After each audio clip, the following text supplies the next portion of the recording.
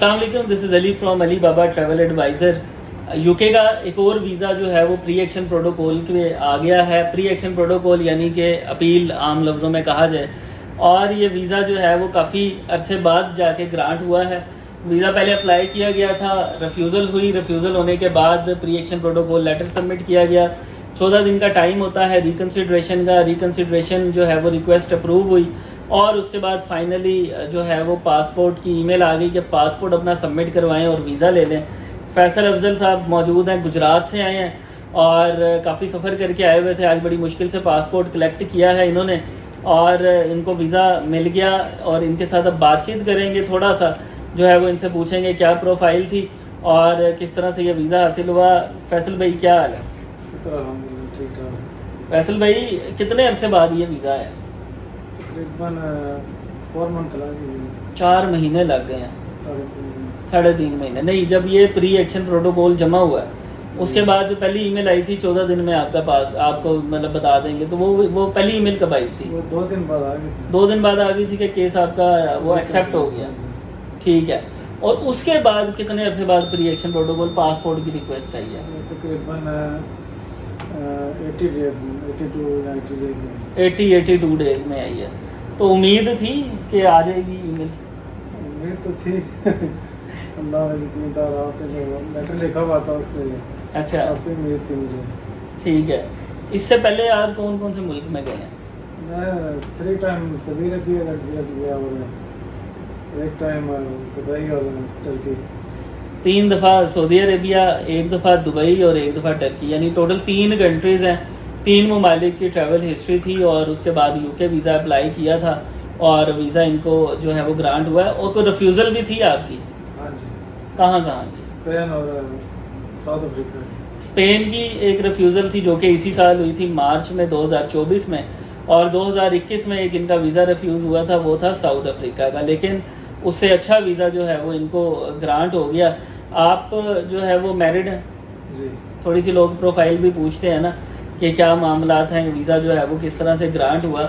आपका ताल्लुक जो है गुजरात में कहाँ से है? डिंगा शहर। डिंगा शहर से जो है वो इनका ताल्लुक है। और तमाम लोग जो कि उसके आसपास के लोग हैं वो अक्सर फिर पूछते हैं जी हमारे इलाके से फ़लाने बंदा भी आया था और उसका वीज़ा जो है वो ग्रांट हुआ था। तो ये बड़ी खुशी की बात है। यूके का अब आप ट्रैवल कब करेंगे? इंशाल्लाह नेक्स्ट मंथ में, अक्टूबर में। अक्टूबर में आप ट्रैवल कर लेंगे यूके का। तो आपने जो है वो पहले सोचा हुआ था कि वीज़ा लग ही जाएगा, मतलब जब फर्स्ट टाइम अप्लाई किया एप्लीकेशन? बस थोड़ी बहुत थी उम्मीद। थोड़ी बहुत उम्मीद थी।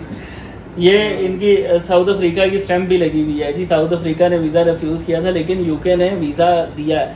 अच्छा, जो लोग थोड़ी सी ये कहते हैं कि रिफ्यूज़ल्स को छुपा लिया जाए या ना बताया जाए, हमने इनकी सारी रिफ्यूज़ल्स जो है वो डिक्लेयर की थी। इनफैक्ट जिन भी लोगों के वीज़ास कहीं से भी रिफ्यूज़ होते हैं तो मैं सबको कहता हूँ कि आप अपनी रिफ्यूज़ल्स को डिक्लेयर करें। सच बोल के अगर आप उनसे एक वीज़ा ऑफिसर से डिमांड करेंगे वीज़ा की तो वीज़ा आपको मिलेगा। अगर आप झूठ बोलेंगे, छुपाएंगे और फिर आपका पता लगेगा उनको, तो आपको 10 साल का बैन भी जो है वो लग सकता है। इसलिए कोशिश करें कि अपनी एप्लीकेशन में जो है वो सच जो है वो हमेशा लिखें। टैक्स रिटर्न्स के हवाले से बहुत सारे लोग पूछते हैं, तो क्या आपने टैक्स की रिटर्न्स दी थी? नहीं दी थी। तो ये तकरीबन 95% केसेस में टैक्स की रिटर्न्स हम नहीं प्रोवाइड करते, चूँकि टैक्स की रिटर्न्स पाकिस्तान में जिस तरह की भी होती हैं वो आप लोग बेहतर समझते हैं। तो टैक्स की रिटर्न्स जिन लोगों की बहुत अच्छी टैक्स की रिटर्न है, ऐसा नहीं है कि हम बिल्कुल नहीं लगाते, जिनकी वाकई बहुत अच्छी टैक्स की रिटर्न्स होती हैं उनकी लगाते भी हैं। जिनकी टैक्स की रिटर्न्स नहीं है लेकिन बैंक स्टेटमेंट अच्छी है तो उनका जो है वो हम बगैर टैक्स रिटर्न्स के अप्लाई करवा देते हैं। तो आप अपने 2 अकाउंट चला रहे हैं कि 1 अकाउंट चला रहे हैं? 2 चला रहे हैं। बिजनेस का अलहदा चला रहे हैं और पर्सनल का जो है वो अलहदा चला रहे हैं। तो जिस तरीके से स्टेटमेंट चलाई जाती है वैसे ही आपने मेंटेन की थी? कोई उल्टी सीधी ट्रांजैक्शंस तो नहीं हो रही थी उसमें? अच्छा, ठीक है। तो अभी जब आप अपना केस जमा करवाने के लिए गए थे वहाँ पे यूके का, आपसे कोई वहाँ पे कोई मसला मसाइल हुआ हो, कोई डॉक्यूमेंट में कमी रह गई हो, कुछ भी ऐसा फील किया हो? किसी चीज़ की कमी नहीं। कुछ भी नहीं था, सीधा गए हैं, सिर्फ एप्लीकेशन जमा कराई है। यानी हमारी सर्विसेज में आपको जो है वो वहाँ पे जाके कुछ ऐसा तो नहीं फील हुआ कि ये इसमें फ़लानी चीज़ में कमी है या फ़लानी चीज़ में कमी है? नहीं, बिल्कुल नहीं महसूस हुआ। सारे डॉक्यूमेंट, बल्कि आपका तो 4 महीने पहले से प्रोसेस चल रहा है, तो 4 महीने के दौरान आपने रब्ता भी किया होगा, बताया भी होगा सारे मामला को। तो प्री एक्शन प्रोटोकॉल पे आप मुतमईन थे जब आपका लेटर बना था? बिल्कुल बिल्कुल मुतमईन थे। हाँ आपने बहुत अच्छा लेटर लिखा था हमें, तो मैं बहुत काफ़ी बढ़ के ना मुतमिन हो गया था। हमारे पास स्पेशल प्री एक्शन प्रोटोकॉल जो है वो लेटर्स और अपील्स के लिए एक स्पेशल डॉक्टर अवेलेबल है, और वो प्रॉपर तरीके से जो है वो एप्लीकेशन फाइल करते हैं। आज से पहले इतने कभी भी प्री एक्शन प्रोटोकॉल पे हमारे या किसी के भी इतने वीज़ाज नहीं हुए, लेकिन अब प्री एक्शन प्रोटोकॉल पे भी हमारी जो रेशो है वो मोर देन 90% है। मैंने पहले भी बताया था कि हमारे मोर देन 150 यानी 150 से ज़्यादा वीज़ाज यूके के अप्रूव हो चुके हैं, और जो थोड़े से रिजेक्ट भी हुए थे, और वो भी ये आपके सामने है कि प्री एक्शन प्रोटोकॉल पे हमारे वीज़ाज ग्रांट हो रहे हैं। तो ये जो है वो फैसल अफजल साहब थे, आज अपना पासपोर्ट कलेक्ट करके आए हुए थे। मज़ीद अगर किसी को कोई भी मालूमात चाहिए हो तो हमारे दिए गए नंबर्स पर रब्ता कर सकते हैं। बहुत शुक्रिया, खुदा हाफिज़।